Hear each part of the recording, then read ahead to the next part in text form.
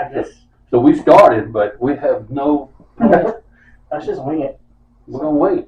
It's first run at a podcast. I guess we'll call it the After Shop Hours podcast. After hours podcast. Yeah. Yeah, That'll work. Let's go with it. Literally, no plan, no nothing. Which don't let it scare you off, because I guarantee you we're gonna come up with something. Oh yeah. I did ask Tyler if he had anything in particular he wanted to talk about. He said he had a couple things. Yeah. I have nothing. I guess let's talk about the elephant in the room, the ATA show, what they're doing this year. What are your thoughts on that whole thing? That's going to be fun. I'm glad that they open it up to the public. Yeah. Because every year when I talk about going to ATA, there are tons of people that want to go, but they can't because they're not dealers, not manufacturers, sales reps. I think it's going to be a major boost because there were a lot of companies that weren't even going to ATA. Yeah. And a lot of them that I want to talk to. And I feel like last year at the ATA show, a lot of them downsized their booths. It seemed a lot smaller than the prior 2 years that I've gone. And this year, I mean, one company, I'm not mentioning any company, but one company went from having the baddest booth at ATA year after year after year to having one table that looked like a garage sale. 10 by 10. Yeah, and this year I hope you step it up. I mean, this is your chance to make another first impression. Yeah. Right? It's the first time. Come in there and knock their socks off. And then the Rushmore Rumble. It's going to make it a little more difficult. I'm looking forward to that. Oh, when I say difficult, I'm just talking about getting there. Because we're planning on renting a van, throwing a bunch of rednecks in there, and heading to Indy. We just got to watch for the ice. Well, the problem oh no, I forgot it's in January.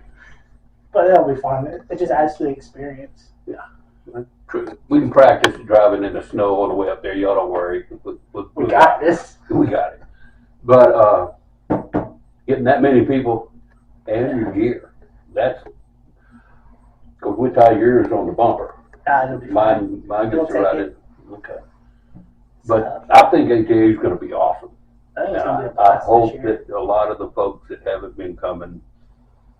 I think it's going to give them a reason to come out, especially with the bow hunting show, because that's going to drive in customers.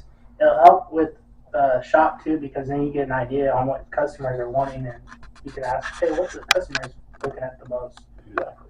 Yeah.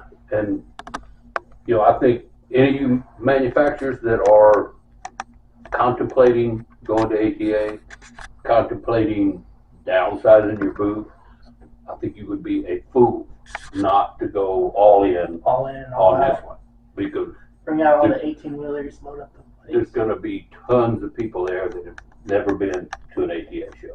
Yeah. And that's the people you're trying to reach. Oh yeah. I wonder who that was. That's crazy. That was Tim Ragsdale. Oh, Tim and Terry. Okay, well, Let's talk about So, for those of y'all that don't know Toby, he is got a famous brother in the archery world. Toby's also somewhat famous too. They got in a whole article about him, the other Ragsdale. yeah. I checked into legally changing my name to either other Ragsdale or Terry's brother. Yeah, Cost too much, so I just stuck with Toby. sounds better too. I But think. no, it's. Do you think Terry would show up at the ATA show? I would not be surprised if Terry was at the ATA and Michelle. That would be really cool. That would be cool. I'm not making any promises. Yeah. In fact, when I called and told them about it, because it's closer to them than it is to us, we're not scared to drive No, over so there. they should. They're Yankees now, so they're used to driving in the snow in January. Right? We're gonna be slip sliding all the way up there. It's gonna be fun. Do it for Dell. Yep. But there's a chance. Oh yeah, And that would be cool. I told, in fact, Terry goes, "I'm gonna shoot it," and I'm sure he was joking. I wish he would, because I would. So y'all heard it here first. Terry's coming out of retirement, possibly. But I told him, I said, I'll bring your bow, the same one we lit the fire with the gutter spout on the front, the jazz fingers. The big 3 foot high peep sight aiming off the end of the gutter spout. Hey, it worked. We could drop that peep sight down quite a bit if you're just shooting 20 yards. But anyway. Look out, Matthias. Matthias and Bodie. Look out. Terry and the gutter spout coming for you, buddy. But yeah, I'm looking forward to shooting that Rushmore Rumble. You know, it's 5-spot orientation on a yellow dot. I don't know why, but that kind of screws with your brain, you know, because there's supposed to be 3 yellow dots. Now there's 5. There's supposed to be 5 white ones. Not a big deal. But then the next day you do shoot the 3 spot. So which, by the way, why? Okay. Just make up your mind. No. Why go to a 3 spot and then shoot 10 ends when we could have stayed on the 5 and shot 6? True. And gotten done? True. Just saying, so that us redneck could get back on the icy roads and start heading home early. Oh yeah. But of course, we'll probably head out early anyway because I don't think they pay out 82nd place. No, but I'm gonna try one first. Okay, go for it. You heard it here, Tyler Roebuck. Coming from Bodie, coming from Matthias. Not first or last. Probably gonna end up in last. Yeah. But anyway, what else we'll talk about? ATA. The other thing that I've just heard of today is PSE's new CEO. Yes, and I listened to the podcast. I hadn't met the guy yet. Lifelong PSE guy. Not as lifelong as me. Yeah. But I'm looking forward to meeting him because I want to make sure he knows that I am here for anything that he needs done. I mean, anything legal, I will do it to help PSE and archery as a whole. That's the big thing is growing archery. I feel like that's going to help out. Yeah, and I shouldn't even joke about, you know, I granted, I have shot PSE since I was 16 years old. A lot of folks think, one company in particular that begins with an M and ends with Matthews, thinks that if somebody walks in that shop, I'm going to cram a PSE down their throat. And I don't. I feel like our shop is really diverse because, I personally shoot and love the elites. Ryan shoots the primes. We do have a few guys that do shoot the PSEs. We got a guy shooting the Dartons. He's killing it with shooting Dartons. Don shooting Hoyt. Oh, he was. Now he's shooting the elites because I might have just pushed him over the edge a little bit. But he did say he might still shoot that Hoyt some for other reasons. But and the thing it's his own. He can shoot whatever he wants. As long as you're shooting a bow, I'm happy. Shoot a bow. Shoot a bow. Shoot the one that you like. And I've said it 10 million times. Yeah. Shoot the one you like, not the one that your buddies shoot. Following. Don't shoot the ones that the people on TV shoot because, newsflash, those are free. All right? And nobody on TV paying for their bows. They are given to them. Oh, yeah. And my favorite bow is a free one. Yeah, I would agree there. You give me a free bow, I'll be happy. I would, and if you're getting paid, I mean, if I'm getting paid, I'll shoot a Yopon stick, dude. Yopon stick with some BCY. Yep. But good. Look at, shoot them all. Find the one that you like. Yeah. And shoot it. It doesn't matter what your buddy likes. I know the other day I was working with a customer. He came in. He didn't care price, everything. I was showing him everything I could think of. I showed him some of the Hoyts. showed him some of the elites, the Dartons, the PSEs. He shot carbon, all the carbons. He loved how they felt. He didn't really care so much for the draw cycle. He ended up buying like a Stinger because of the smoothness of the draw cycle. But I mean, he shot all the bows that were in his price range that he said, and I didn't even think once to show him a Stinger. And he was like, "Let me look at this." He drew it back, shot it. He was like, "This thing feels amazing." He ended up buying a bunch of other stuff. I think he's even looking at putting one of those Garmin sights on there now. Garmin on, why not? And I've told a lot of folks that, like that Stinger, for instance, and the consequence from Darton. There are a lot of entry, and those two bows are price range different, performance maybe a little different. But I've told a ton of people that Stinger is better than anything on the market was 15 years ago. Oh, yeah.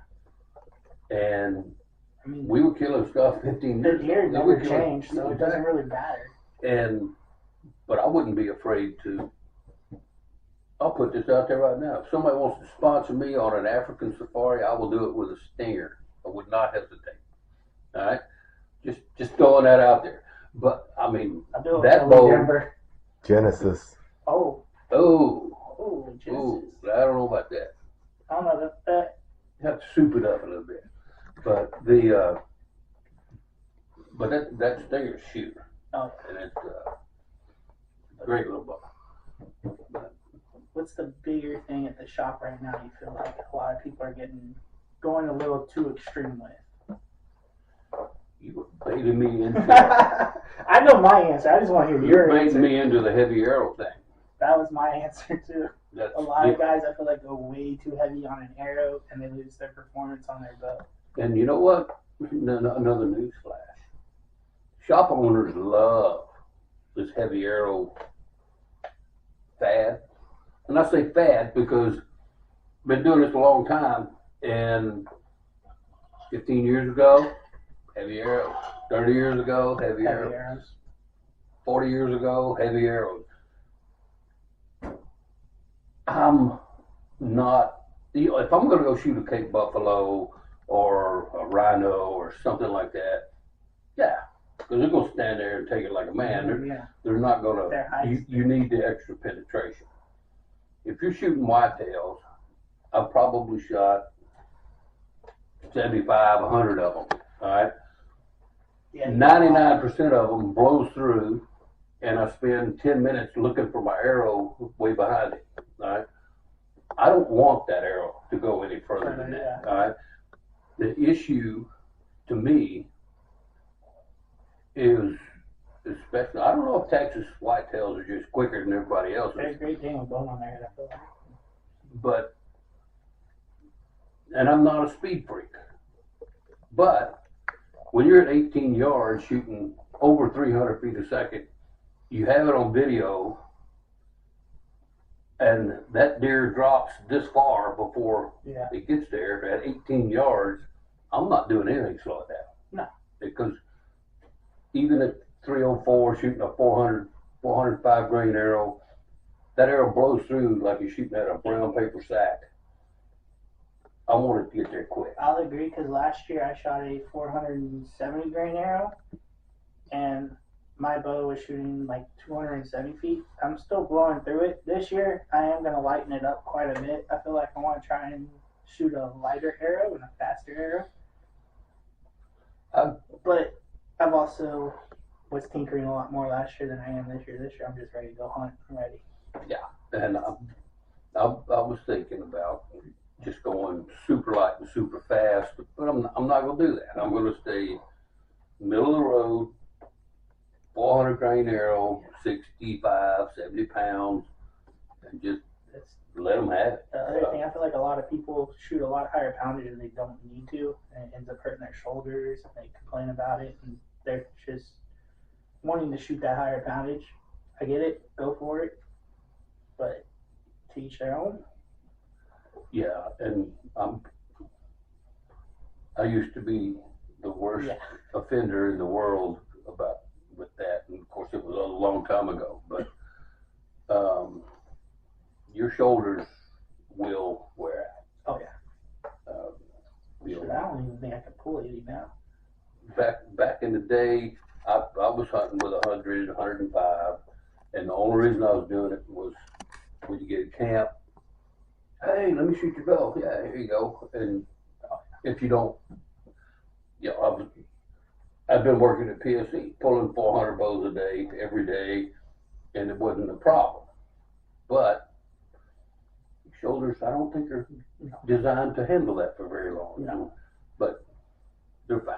It's just, of course, now I'm 60 and shake like a dog in a peach seed when I draw. It doesn't matter what weight. So. No, but you still shoot good enough to whack stuff. And you shot a tournament not too long ago on last Saturday. I did. What are your thoughts on that hole? On that, one of these, here's a philosophy. Before you start talking smack to one of your friends, look and see exactly what it is you're talking smack about, because I'm not going to throw him under the bus. I'm going to put him on a pedestal. Don Kyle holds the Texas 900 round record. I've got the indoor, and he had the hunter. I beat his hunter record outdoor in the field this year. So we're very friendly, very competitive. Very. And man, for a week before that, I'm like, dude, I'm gonna break your 900 record. I didn't know what the 900 record was.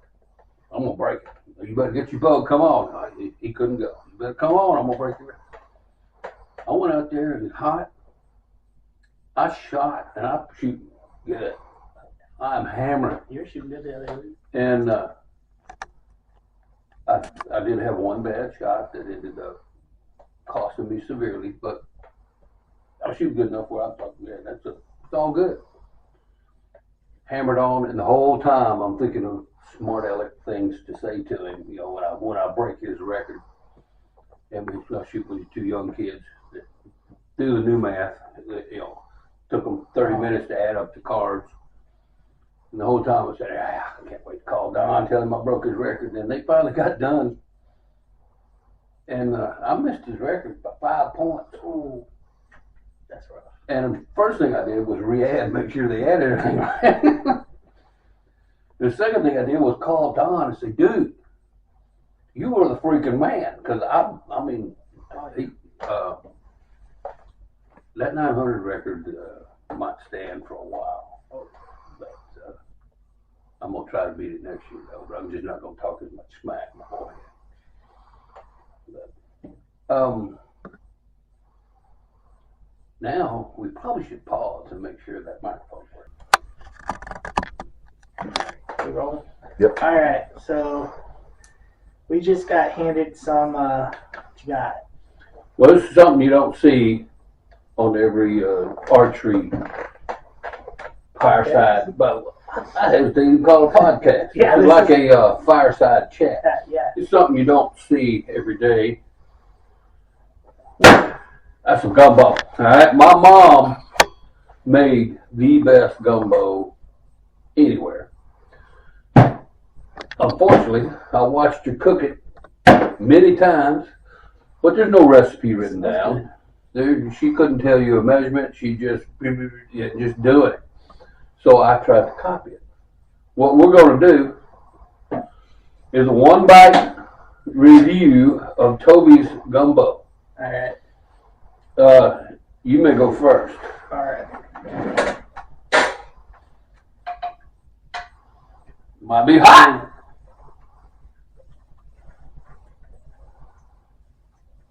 It's good. It needs a little bit of salt. Just a little bit. Try it now. Oh, you right in it. Way better. Okay. Definitely need it. We got to get the cameraman over here. No. Bring your spoon. We're sanitary. We're going to get the international opinion here. I think I got some leftover salt from earlier. Perfect. Oh, okay. Help me. Appreciate you. All right. It was a one. It was one one bite bite. review. It's good. I give it a solid 9.5 on a scale of Tyler. 9.5. Ooh. The second bite was definitely a 10 though. Yeah, so your Oh, yeah. scale is all screwed up. The second bite was a 10 because it's perfect amount of salt. That's 10. Well, there you go. That enlightens some archery people. Oh yeah. But that Get some Toby's gumbo. Mama's gumbo. Money. Yeah. I guess. What It's getting closer to hunting season. It is getting close to hunting season. You got your spots all picked out. I hope so. I came across a place yesterday Yeah, I heard to about that. set over the weekend, even though I got to work. Yeah, It's on the way to work. Your And boss is a jerk making you work opening day. It's almost like you work at a bow shop or something. yeah, I mean, I need to talk to him about that. But the He might blast me now that he's got a song. but this year I'm gonna try to fill a freezer up. Last year, well, it wasn't the first time, but I finally bought a good meat grinder, Yeah, yeah, you did. and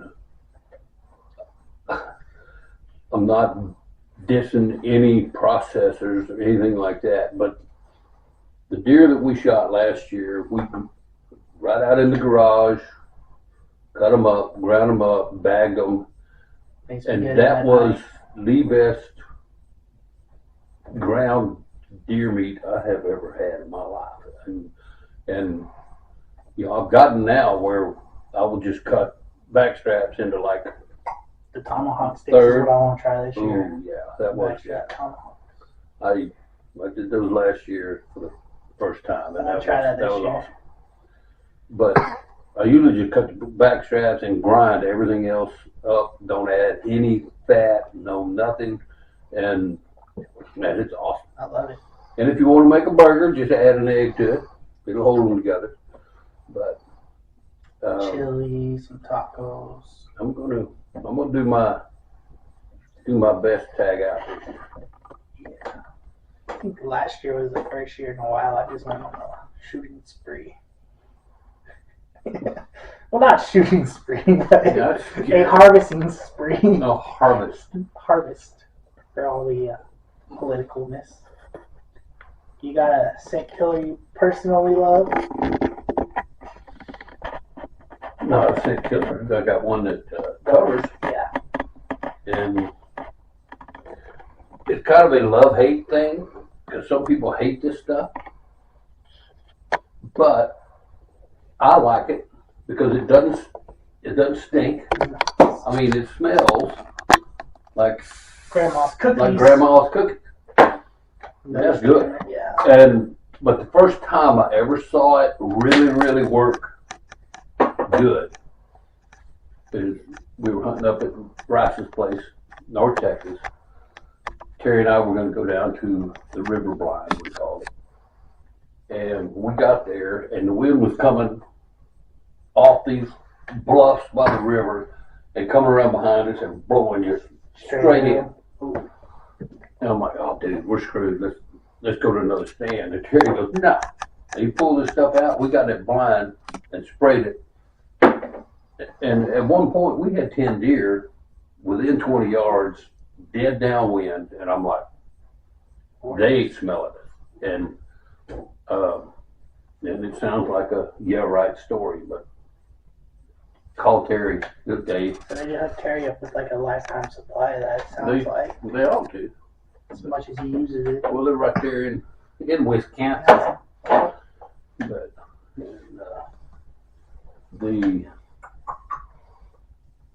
What else you using? What's your broadheads this year? I really want to try the Tulas. I did too, but I think I'm gonna stick with my slick tricks, man. They've been working. They work. I'm going to shoot some mega meats just because I love the way they sound. Oh, that one dude you shot a whack. I've never heard anything like it. It sounded like somebody hit a tree with a 2x4. She's a slick tricks. Yeah. I used to love Ramcat. Not really sure what happened with Ramcat. Somebody needs to buy the Ramcat to start making them again because that broadhead was awesome. Yeah. Mega meats and Toulouse, like I say, I want to try them. It's just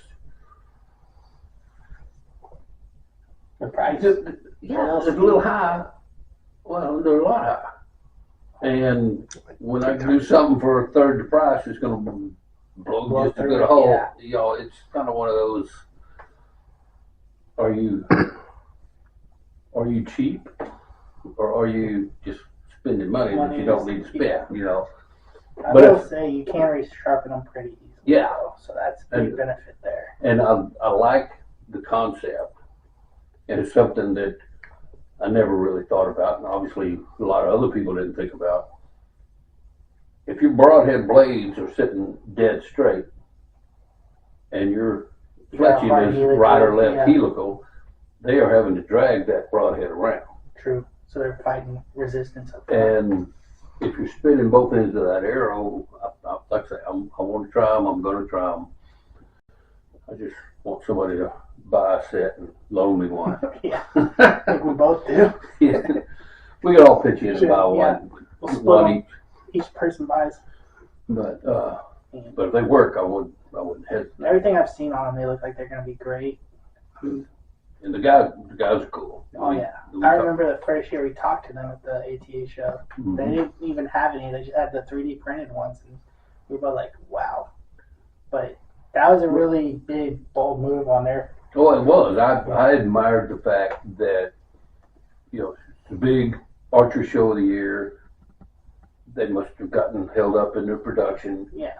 And they're like, screw it, we're We're going to going do to it go anyways, yeah. And, you know, we talked to them for an hour, probably. Neat idea.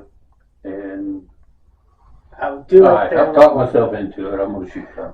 I do like their little tin cup that they come into. Yep. And then it's perfect. It's already covered, so you can throw it in your case. You don't have to worry about the gremlins in the bow case cutting up your strings. And you got to buy strings and cables. Speaking of strings and cables, I think them Apollos this year are going to be my go-to. 60X has been great. Those Apollos have been really great. All right, well. I'm just saying, man, strings I'm a string 60X materials dude. changed a lot. But nothing wrong with 60X. We'll say they work great. They do their job. But the Apollos, for me, have been killing it. So that's what I'm going to go with. I'm going to get you some. Get you to try them. But I know you're with 60X. And You'll have to sneak in there and put them on my bow. And Yeah. I'll look. shouldn't be hard. Well, yeah, well, the only way you're going to get that to happen is you call, and again, nothing with Apollo. I'm a big fan of if it ain't broken, don't fix it. Yeah. Never had an issue with 60X. Todd and I Todd's a great guy. get along. The only way you're going to get me to shoot them is have Apollo build me some and put 60X shrink tubing on the speed knock. And I'll be like, yeah. But I remember a few years ago you were going on an elk hunt and you got that new sight in that had the little tree light up thing and all the yardages.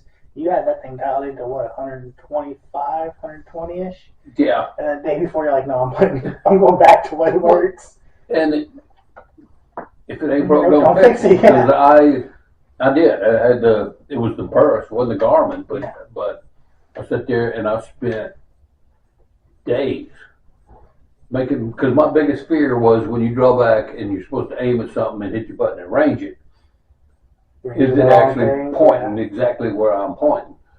And I spent days and days doing it. And then I'm confident that it was ranging what I'm pointing at.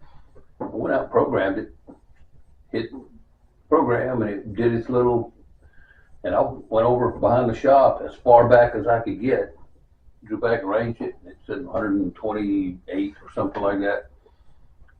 Dropped down, and I hit that high roller from 128. I'm like, dang, this works. But, you know, I've been hunting with a 5-pin hogget since the day they came out. I know it like the back of my hand. I've got a rangefinder right there, and I chickened out because If it ain't broke, don't change it, though. well that and Murphy Murphy gonna anything follow go you. wrong, it'd go wrong that trip. Your battery goes down, the range, it shorts out, catches the forest on fire or something like that. I mean, I wasn't gonna take a chance. Yeah, don't burn you. And it did smack a big old bull. Yeah, you did. Is that the same year your brother whacked that mountain lion? Yes, it was. Ooh. That sounds intense.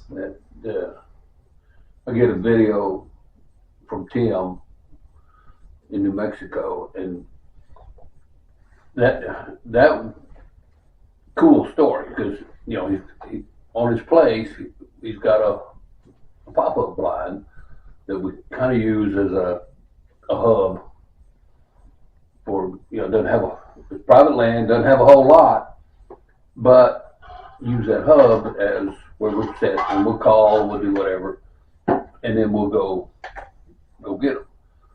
But Tim said, well, got the video, he didn't have to tell me. He's sitting in that blind and a mountain lion walks out on his right hand side. He happened to have his phone, flips it over and films this thing. And the part that got me was he said, I never even thought about shooting that thing until it turned around and looked into my soul. And I'm like, whoa. But it walks around this tree. When it comes around the tree, Tim hammers it. A couple days later, I'm sitting in that blind, same place, and I look at that tree, that mountain lion walked around is 4 yards outside that blind. The hunter becomes a hunted. I'm like, dude, I mean, the video, it didn't look that close. You could tell it was close. But I mean, it was literally right there. That's crazy. And, yeah, whole time I was sitting there going, man, it'd be really cool to see one. I just, not quite that close. Yeah. But that was cool. Got any other big hunts lined up? Me? No, opening day, I'm leaving from work and going straight to the blind. I'm going straight to the blind, then I'm going to work. Yeah. We're just going flip-flop. But of course, TR Squared Productions will be making a trip in November up to Childress, and I don't know if my bud Terry Rice will see this, but he's the other part of, he's the other half of TR Squared. Yeah. I'm not in the square, don't worry. You're a TR too. But my mom was the first one that we've known each other since we were teenagers, and we'd be at archery tournaments, and mom called us TR Squared one time, so it kind of stuck. But man, he's got a awesome place up in the Panhandle, and go look for some gold. Well, I'll find that someday. And it's really strange because it seems like 3 years ago or something, the first time I started hunting with him up there, and I had a memory pop up on Facebook from like 15 years ago, and I'm like, you got to be kidding me. But yeah, we've shot a lot of really nice deer up there. It's a cool place. In fact, let me think. There's 1, 2, 3, 4, 5, 6. There's 6 in this room that all came out of the same blind. He's got 4,300 acres, and there's one blind that I sit in. It was originally called number 1. Now we changed it to the honey hole, but it's weird. It's mesquite flat. Absolutely no reason for deer to be all over that thing, other than it's got to be between their bedding area, which is down this canyon, and their feeding area, which is God knows where, because they go wherever they want. But they funnel through there, and I've offered to buy that 1/4 acre from him many times. You shut that down pretty quick, huh? Well, he probably sell me the 1/4 acre, but I wanted an easement too, so I could get in there. And you're landlocked at that point. Yeah, but it's. I mean, you could probably talk to a pilot around and see if they can airdrop to it. I have to skydive in and get the deer out. It'd be fine though. But But we have a lot of fun. It's always fun at like hunting camps, telling the stories and hanging out and getting to know like everybody you're hunting with and hearing their stories. But Yep. public land tends to be where I tend to go a lot. That and some other places. And there's some There's monsters come out of that forest every. It seems like the lucky guys are always the guy that come in the day before, get the setup, go out, never done anything, and They walk right on them. Yep. whack them on their way in. Yeah. But it's cool hearing everybody too when they come back into the shop telling you their stories. Yeah, and that's best. one of my favorite parts of working in an archery shop. Yeah, hearing all the success stories. You get success stories, you hear the disaster stories, you hear everything. And just when you think you've heard it all, You hear something outrageous. somebody else comes in with like, What? I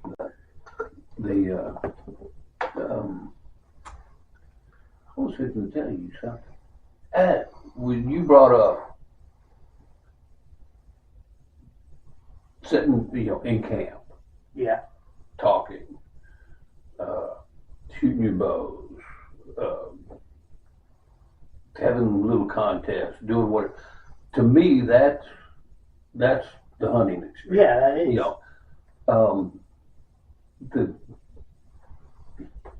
No doubt, when you do get the shot and then that buck is coming in and your heart's beating so hard you're afraid that he's gonna hear your heart beating. He's gonna move. Slow. That's exciting, and then you get the shot off, and then you start giggling. I get the giggles. I will get the giggles, and I'm not laughing. Giggles. I'm not laughing because it's funny. No, it's just an adrenaline thing with me. For me, it's my adrenaline's so high at that point, it doesn't know how to react. So for me, anything that's crazy that can happen, I laugh, no matter how bad it is. Somebody might pass away, I'm gonna laugh for some reason. I don't know why. I just laugh. But after that point, now the work sets in, and then you're like, oh man. But to me, to that point is the hunting experience. Even if I don't see a deer. Oh yeah. Sitting in that stand, pitch dark. I don't do it so much now, but when I was younger, I could convince myself that every sound that I heard was the boogeyman. It was Bigfoot. The East Texas golem. Yeah, it was something freaky coming to eat you. But then all of a sudden, you're sitting there in the woods, dead quiet, and one bird will go. And then the whole woods wakes up. And you start hearing birds over here, you hear birds,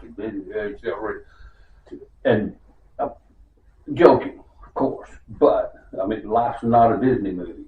No.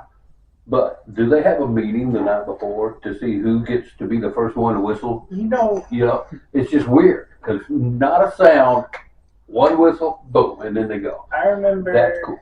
It was probably, it had to be like 4 or 5 years, 3 or 4 years ago maybe. You were hunting over at Thornberry's. Me and another guy, Wyatt, were up in the National Forest. I remember I texted you saying, do you hear the crows? Because we weren't far from each other. And that whole morning from like 6:30 to probably 11, it was just crows. Just I've still got the video. Because those crows that you were hearing were at my freaking blind. Yeah. And I sent Thornberry a message. I'm like, dude, what is going on? I don't know. There had to be, I don't know what had them upset. But they were, and you can shoot nuisance crows.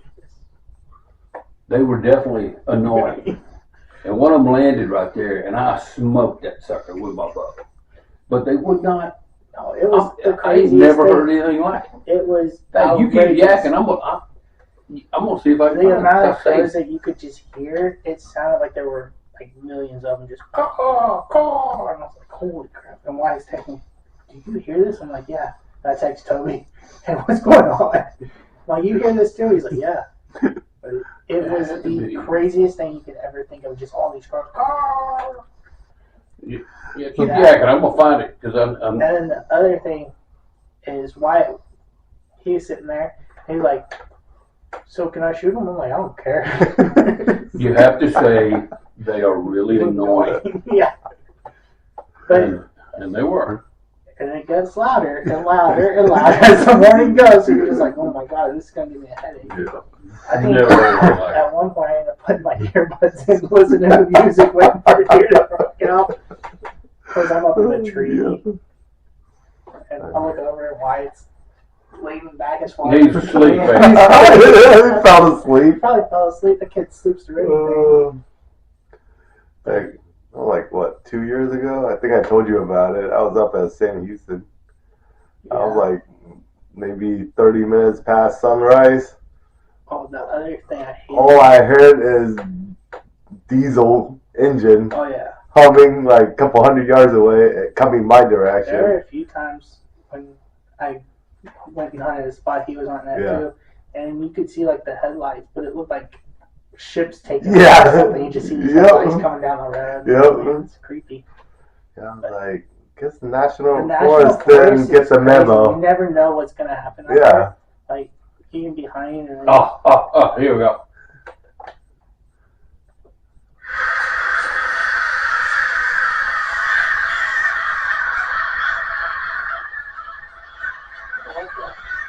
Go. That was what the heck? You You have a head sensor down?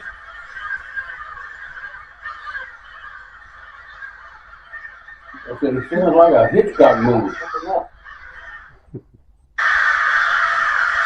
You want me to still go? I don't know what had him upset. It sounds a lot like one of those horror movies. Yeah. one of those horror movies right before the album comes in. Exactly, yeah. That might have been Sasquatch. That's another thing I really want to do. Yeah. Get like a Sasquatch costume and go walk in front of game cameras out there. Probably get shot though. Oh, yeah. You get shot. That's a redneck wet dream. Yeah. Dude, there's a Sasquatch on my camera. That would be the funniest thing. Local kid dies out here in the National Forest. In the Sasquatch costume. It would be as bad as a friend of mine has some. He's got like 15 acres just east of town. He and I were on deer lease together. Also we had a target set up out there, and that's where I practiced. Yeah. We had a ranger shop around here, and there was like one deer a year that would come through this place. But I snuck down this little road that went off the side, and I made the most perfect scrape you've ever seen in your life. Dug it out, scraped this tree, and he and I were deer laced together. And it was toward the end of the season that he told me that, hey man, I won't tell you, but I had this huge scrape on my land. I've been setting it every morning, and I ain't seen that sucker yet.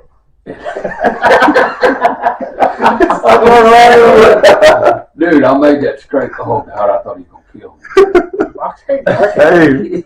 especially in the National Forest. Well, my scrape would work if there was another buck around. No bucks, no nothing around. Oh, dude, we're sitting around the fire, and he starts telling that story, and I'm like, oh no. Oh, it was funny. He was not pleased. Sorry, Gary. Battery though. I got another battery.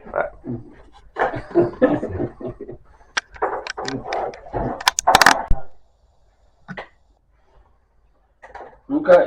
Sure you got on. Of course I got it on. We're going. Now, of course, we're Saddle River Range, firearms and archery. Archery's just cooler.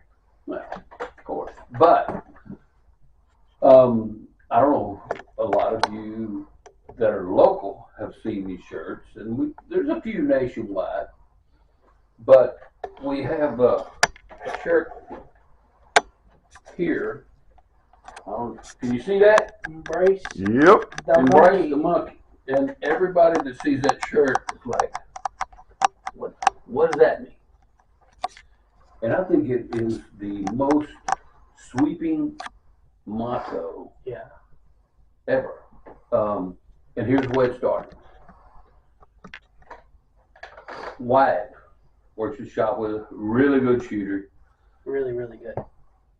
Don't blow him up too much. You can figure it out. But Wyatt, we got to take it back a little bit. Wyatt had made, I think he was in a shoot off. I don't know if it was Vegas, but he made Vegas. was Vegas? Anyway, somewhere. And, you know, I'd been working with him. He works with George Browse. But he admitted to me that he was a whole lot more nervous than he expected to be before whatever it was he was shooting. And I tried to think of something.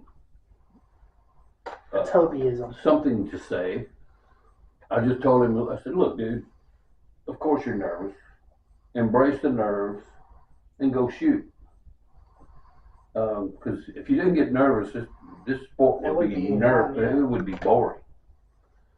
And I figured it went in one ear, out the other. Blah, blah, blah.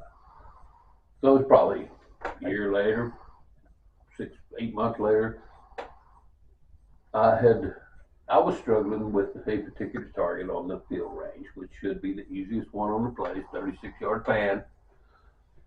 I would shoot a 19 on that thing every time.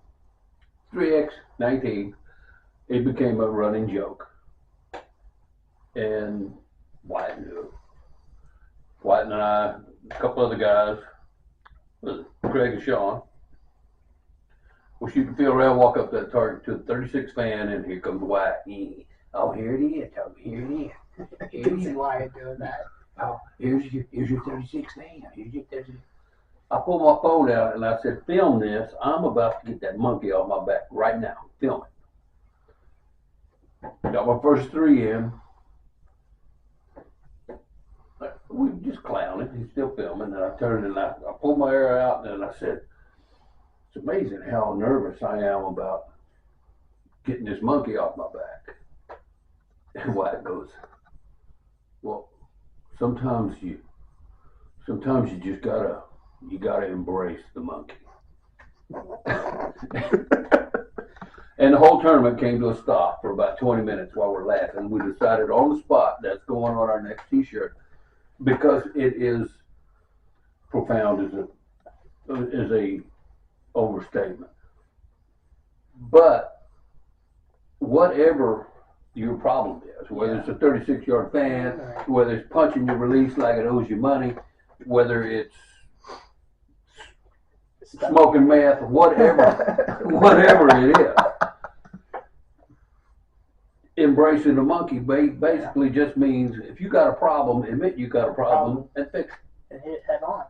And that's all embrace the monkey means. But did you ever get a little monkey? Or did you just get one to Grace? You know what? You should probably get one. We need to start handing those out. Yeah, we gotta bring back the monkeys. Yeah, and we have a mascot now, monkey. But we need to start handing out the little monkeys. Little barrel monkeys. But that's just kind of our shop thing. And again, it doesn't have to be archery.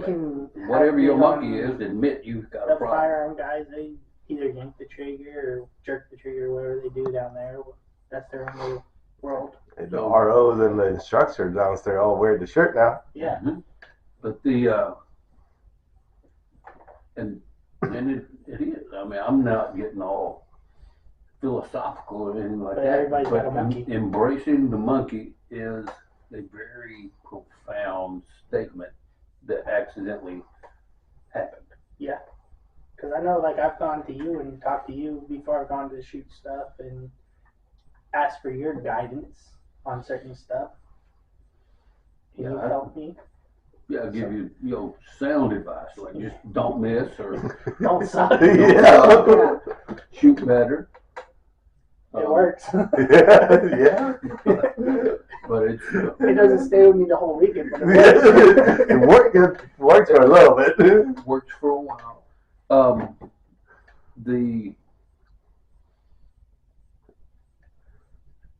else did we do? Well, we're sitting there talking about embracing Monkey. monkeys, but my monkey now, and I know exactly what it is.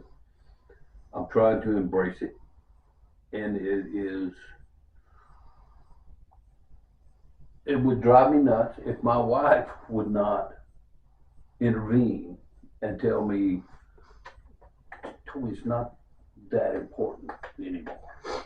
You know, But it is. it's really not, and I think that is my issue. Because when I was in my 20s, 30s, I could draw it back, Sitting. set it on the X, and just sit there and wait for it to go off, and boom. I'm 64 years old now, and it don't sit on the X. It's doing this the whole time, and I have to accept the fact that it's not going to be still and squeeze the shot off. That is my monkey, because my criteria Has changed. to squeeze the shot off has not changed, but my ability to meet that criteria has never changed. You know, but when I shoot okay, Yeah. just put it up there, put it on the X, close as you can, and tell yourself, I'm done aiming. Just Hold like it right somebody there else. and shoot it. And easier said than done, but when I do that, they go right there. But when I go, oh, get it, make it right in the middle, right in the middle, right in the middle, and you know, and it's frustrating. But that, hands down, that's my monkey. What I need, maybe is Carter. If Carter's working, what I need is a remote controlled trigger, all right? Take notes. Where I can draw back, Tyler can be sitting back in the back with a button, and as soon as he sees me settle in, you hit it. I won't be punching it, you will. But I also feel like since the news is out about the Joel Turner thing, maybe sneaking in a few listens into that. I'm kind of excited about that.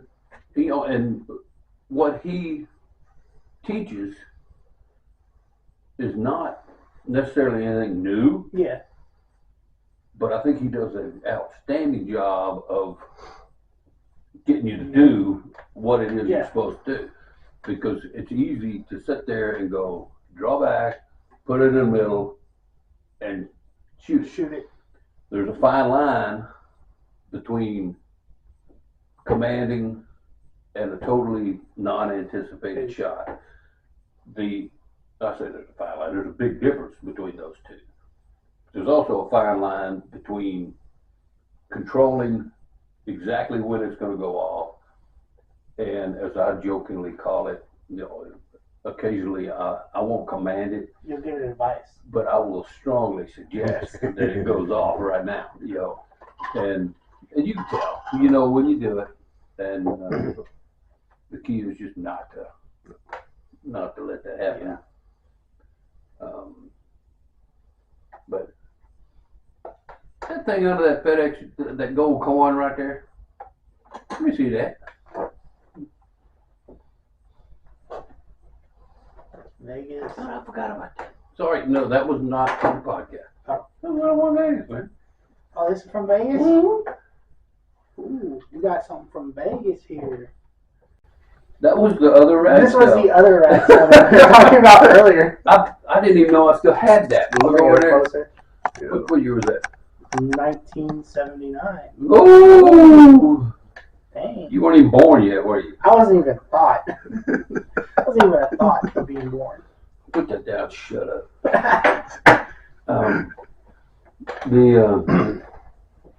So that year you won Vegas, the equipment difference. Oh, God. Compared to nowadays. You know, and I mean, I've seen the buzz we had. The biggest tale to me was Dave White's friend Yeah. gave us that Olympus. And it was probably a 1974, 76 four-wheel Olympus bow. That thing has hand shock. And everybody talks about hand shock nowadays. And No. you shoot that thing. Anybody talks about hand shock today never shot a bow back in the day. Yeah. That But- bow has hand shock. But when they brought that bow in, I was like, dude, I could shoot the wheels off this thing when I was 16, 17 years old. The cables were broke. I had a set of 72-inch cables in my tackle box. I had no idea what I was going to do with it.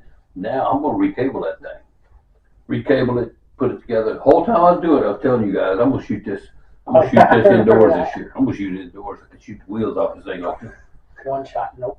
I shot one arrow out of it, and it was like, oh my God. I don't know, literally don't know how we hit anything. I remember you shot it, and then you told me to go shoot it. And right as I drew back, I went open grip on it. And you're like, close your grip. Hang on to it, because it's It about flew out of my hands. It's, I don't, in teenager shooting 300s with that thing, I could not do it on a bet now. And the thing, But that's the craziest part is how much they've changed over the years. Seeing that in the shop and then seeing the new stuff. yeah, well, it's the technology changed, Machines change. but you get used to it. I mean, if that right there was all that we had, All you had to shoot, yeah. we'd adapt. Yeah. But it's a different world. I still remember when breaking 200 feet a second was smoking. The overdraws. Yeah, I could do 300 with that, but it would break every time I shot it. Gravy sucking pig. The gravy sucking pig. Ooh, custom bows. We can talk about that. The gravy sucking pigs if you wanted to. Here. Yeah, well, Pete doesn't own PFC anymore, and in fact, nobody that works there. But there was one that came in that you wrote gravy sucking pig on the special order for. Yep. There was one. But I did had a, you can't call it black market because they were still paying for them and all that, but anytime somebody would call in wanting something that wasn't offered in the catalog, they'd transfer them over to me, and we jokingly named them, it was the gravy sucking pig line. And if you wanted a 100-pound whatever, I'd figure out a way to make it. And in fact, it had to be over 100 pounds to be called a gravy sucking pig. The ultimate gravy sucking pig. I know if Pete would remember this. Pete met this guy, friend, whatever, and I don't know, midget's not the correct term anymore. A little person, whatever. But this dude, bow hunter. And Pete caught me at the shop, and he's like, "Hey, we won't make him a 100-pound bow." And I'm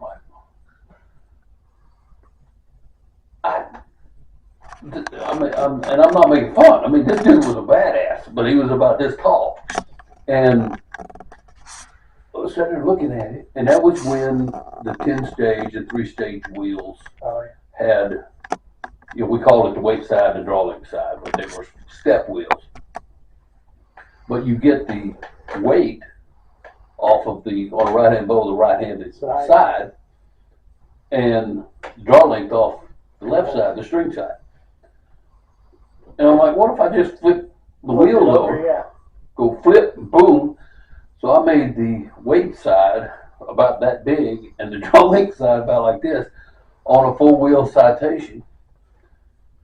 Figured it out, and then got the measurements down. I put that sucker on the scale, and the draw length was like 18 inches. It was 105 pounds. I don't know what the draw length was. It was way, it was maybe 20 inches. Cool. And it pulled over 100 pounds and handed that dude, and he's like, boom! It was awesome. That was probably the most fun Frankenstein bow ever. That seems like it would be cool though. What spine of arrow? Well, they're all as long. You can shoot them. Just cut down 300 and you're But good. it was awesome. But we we did some stupid things. Luckily, I don't have any scars from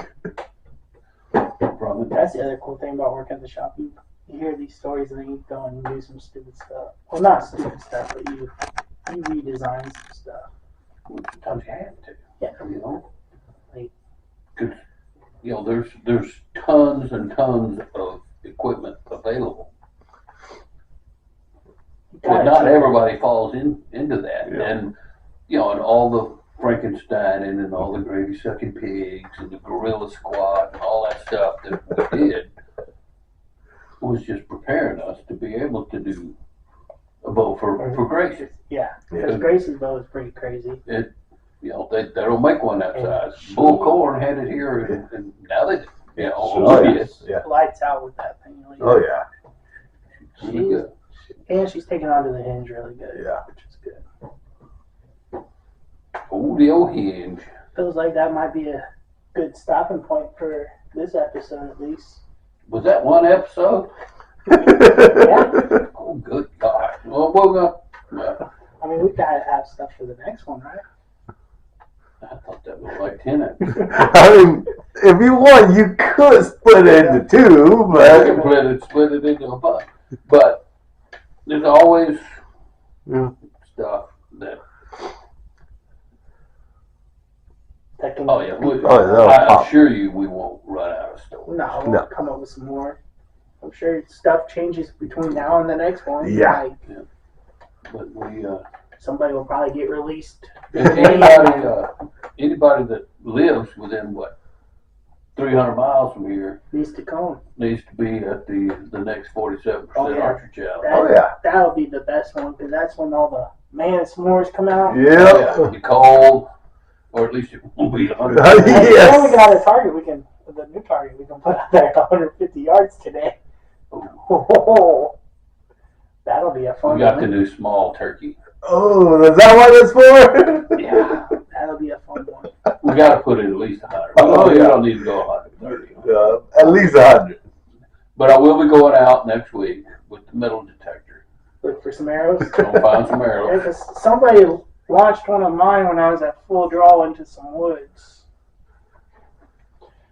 I just thought I would save you the trouble of punching it. So Hey. I for you. Hey, I found one of my arrow from earlier this year. Yeah. But the next 47, I guess we gotta figure out a date. Yeah. And then I guess maybe we should do a podcast from the ATA too. Oh, we'll do one. Oh yeah, that'll be the That'll fun be one. fun. Get everybody in the house talking.